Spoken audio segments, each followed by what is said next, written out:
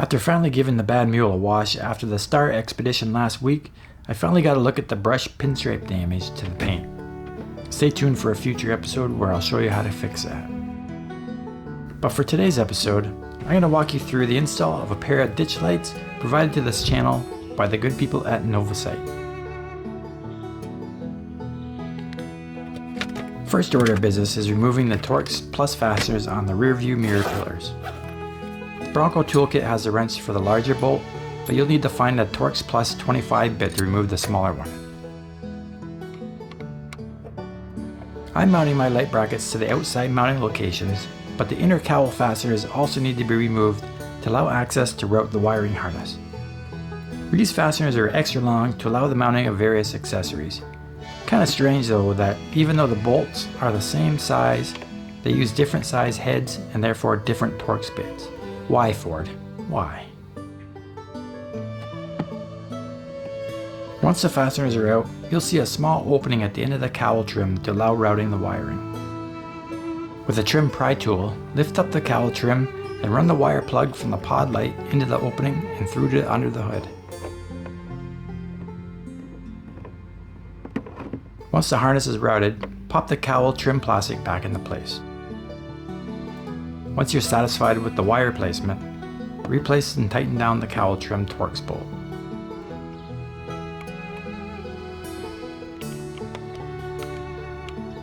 With the pod light mounting bracket, I wanted to test fit the mounting location because of the proximity to the radio antenna.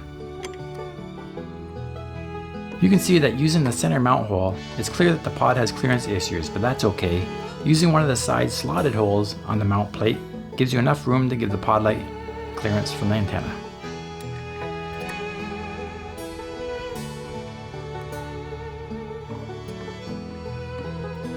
With the test fitting done, I continue with the driver's side pod using a flat washer and lock washer under the mounting bolt.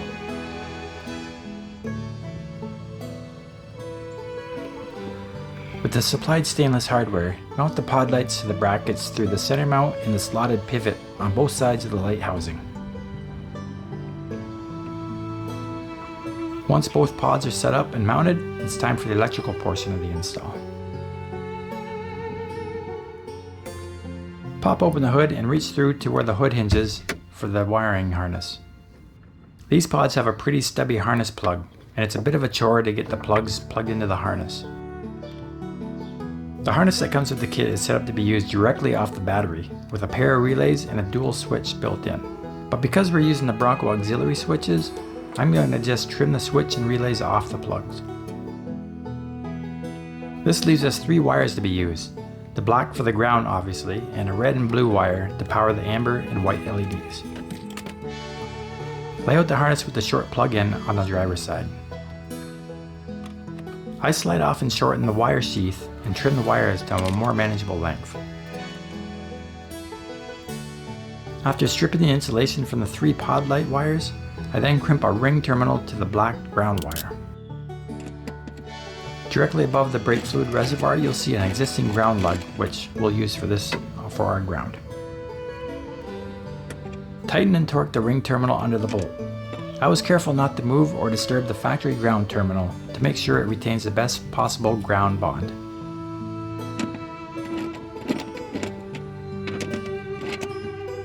For the pair of power wires, I slip on a heat shrinkable butt connector and shrink them into place to help keep the splice from falling off before I crimp it. Referencing the auxiliary switch wiring diagram, I select switch 5 and 6 for these lights, as these are relatively low power draw lights compared to, say, a light bar for example.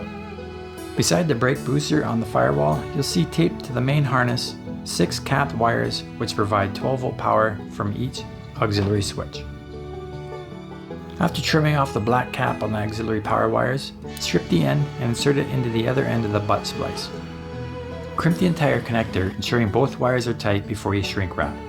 Because of the small diameter of the auxiliary wires, I also wrap the connector with electrical tape to better seal it from dirt and moisture. Once both wires are crimped and taped, tidy up the harness by securing it to the existing cable trunk running across the firewall with some zip ties.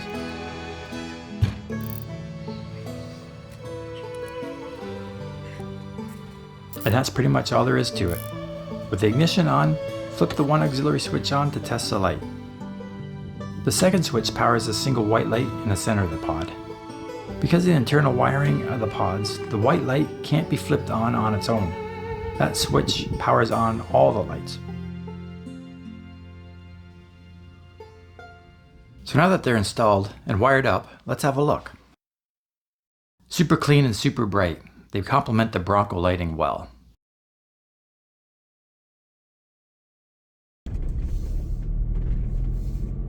And the output performance?